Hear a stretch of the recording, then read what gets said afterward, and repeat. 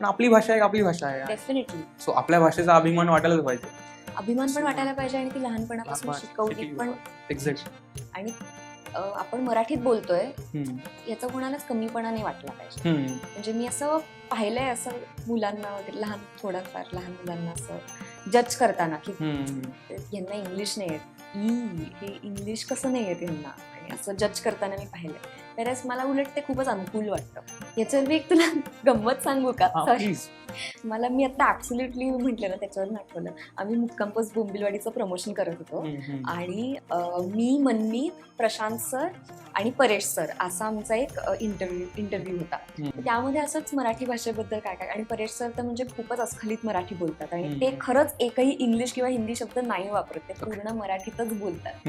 तर यावरून काहीतरी असं बोलणं चालू होतं आणि ते असं म्हणाले की नवीन पिढीने पण हे संस्कार घेतले पाहिजेत आणि वगैरे.